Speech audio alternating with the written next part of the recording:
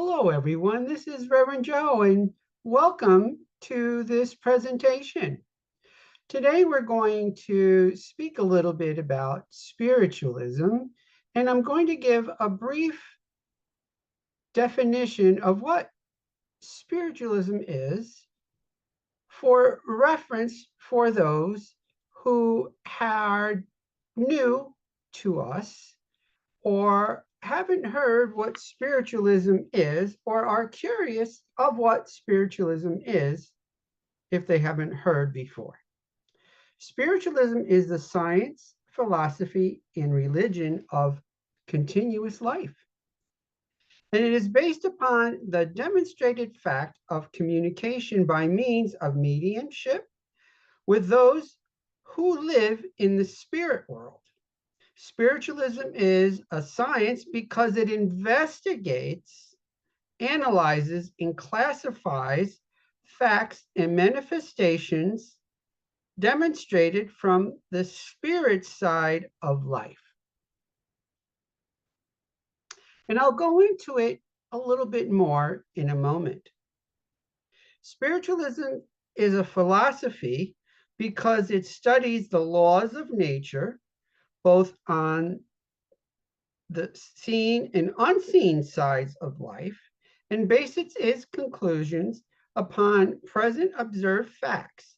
It accepts statements of observed facts of present and past ages and conclusions drawn from them when sustained by reason and by results of observed facts of the present day.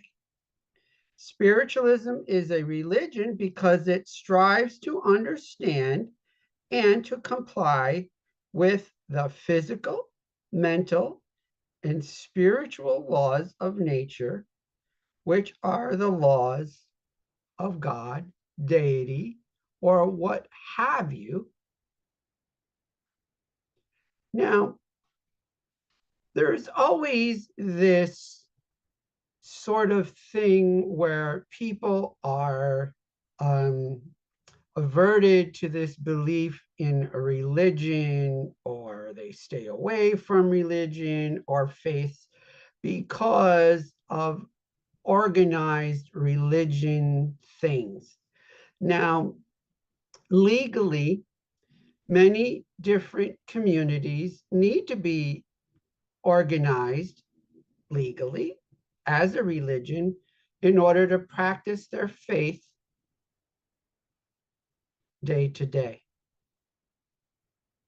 And that is just one of the facts of life in our world, not only in the United States, but in other countries as well, that you must be registered legally as a religion, as a faith-based organization to practice what you believe, regardless of what they may believe in. That is just one of the things that is what happens in our day and has happened, and what is a reality for many, many years past. So that is what organized religion is that it is organized in that it is a group of individuals that come together to profess what they believe in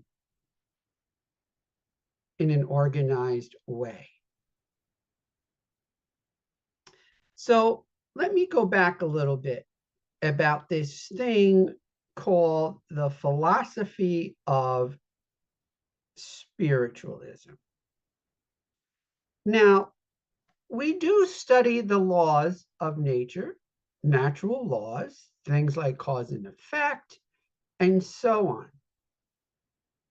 So therefore, we do have a philosophy. And there are many different types of natural law, and we do study them.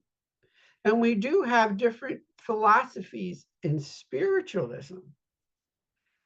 Just as spiritualism is a science because we do investigate the different phenomena of spiritualism.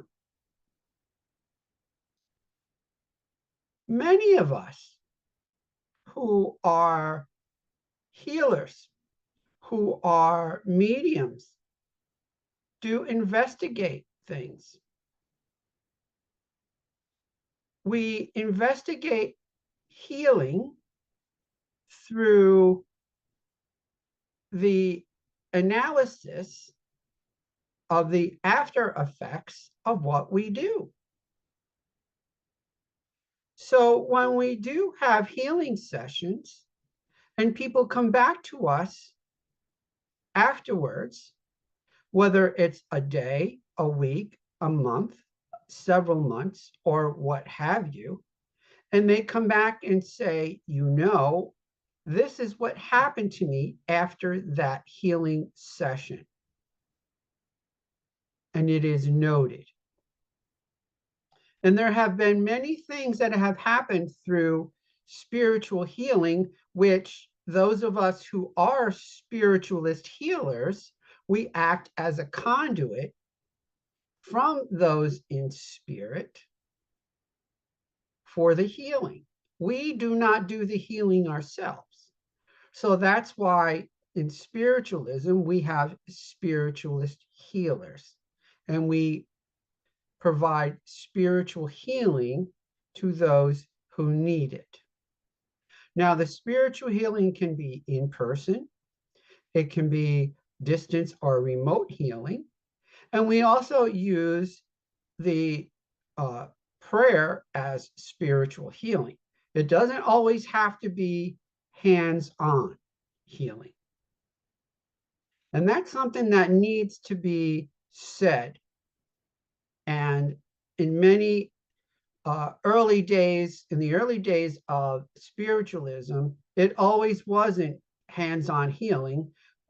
They dealt with a lot of different metaphysical type prayer as well.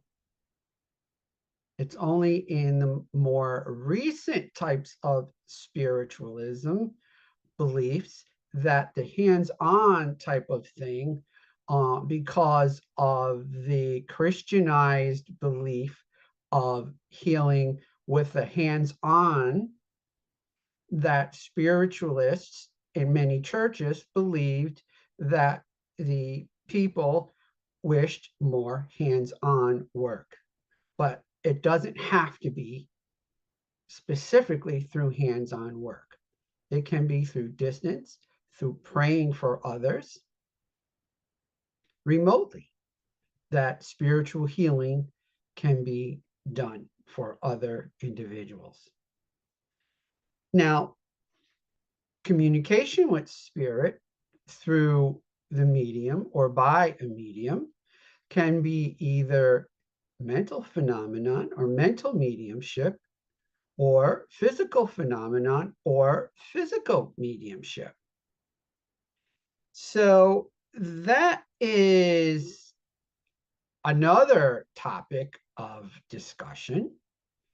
And there are physical mediums and mental mediums, those of us who communicate with spirit and provide a message from spirit through evidential means or evidential mediumship, where that is the practice of gathering and communicating information for the recipient of the message to validate, to help identify certain things that a loved one in spirit or another entity in spirit wants to convey. So that is another demonstration of mediumship. And there is the evidential mediumship that most of us provide. And that's what a spiritualist medium does, is provide evidential mediumship. And that is why mediums produce phenomena and convey messages from the spirit world, while a psychic or psychics pick up directly from objects, events, and people, not through the intervention of intelligences in the spirit world. That's basically the difference between the medium and the psychic. And there's always been a controversy between mediums and psychics, because all mediums are psychics, but not all psychics are mediums. And this has been going on for a very long time. And it's only been in the advent of what we call the New Age phenomenon that happened in the 50s, 60s, and 70s, and up through the present time, where we have more and more people who are calling themselves psychics. And there's many programs out there and individuals who are very adept at psychic phenomena of picking up through the innate human senses. And many are very, very good. But many of these individuals are not mediums.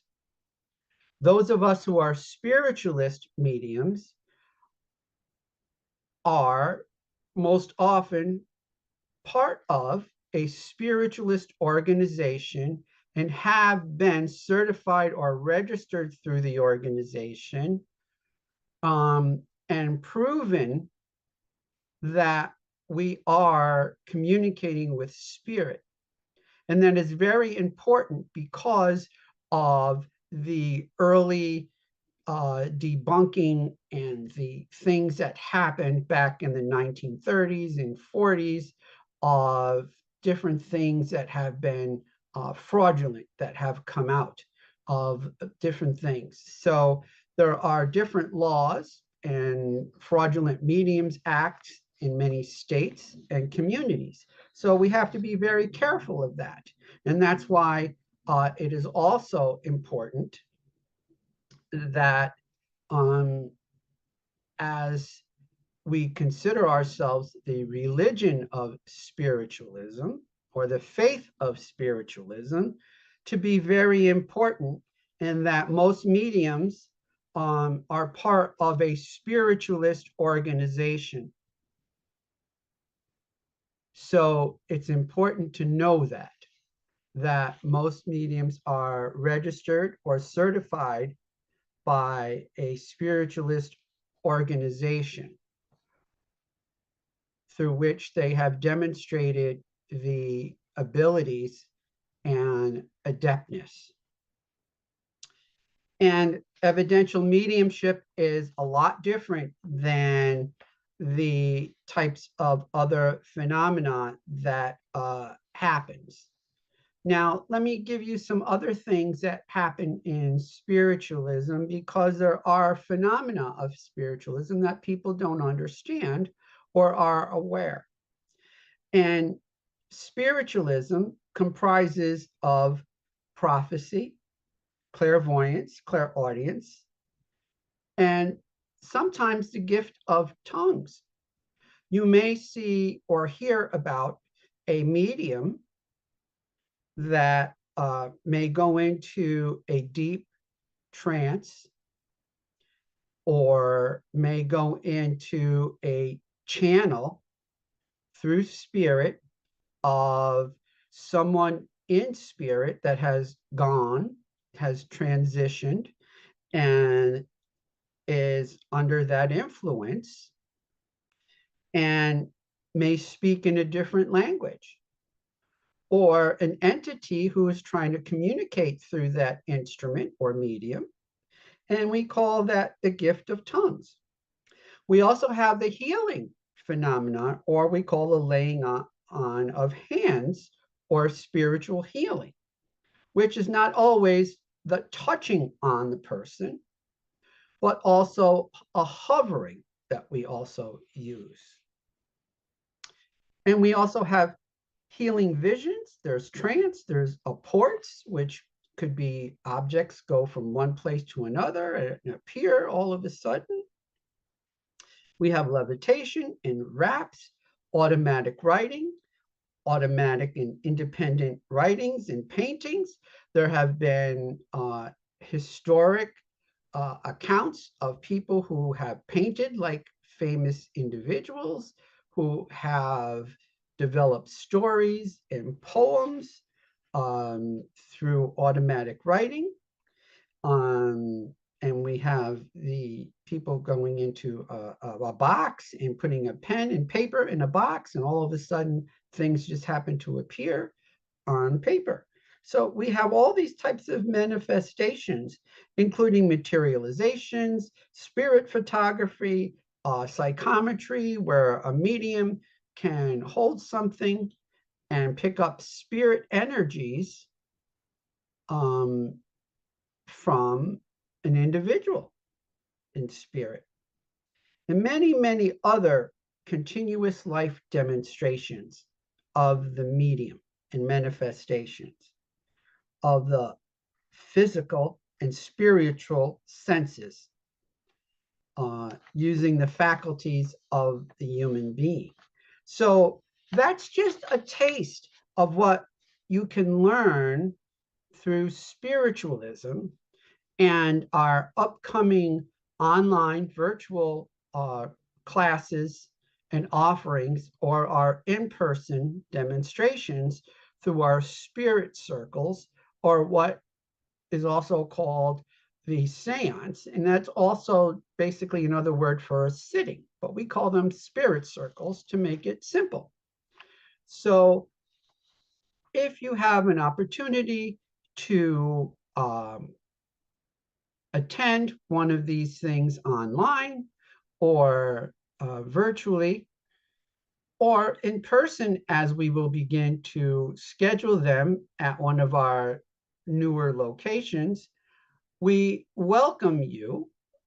And always we welcome everyone who is interested.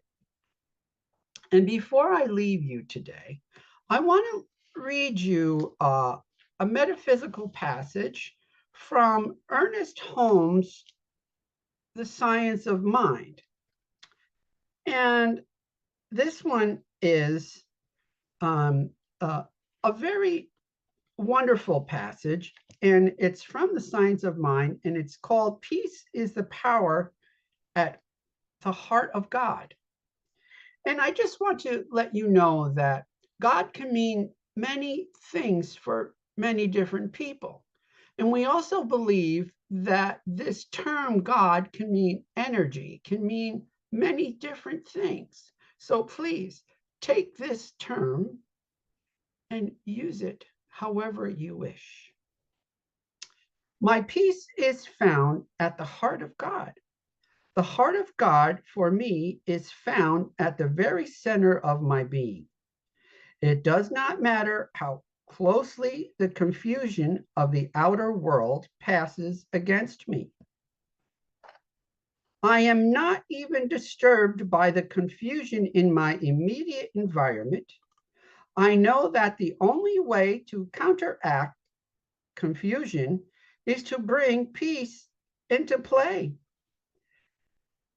Peace I leave with you, my peace I give unto you.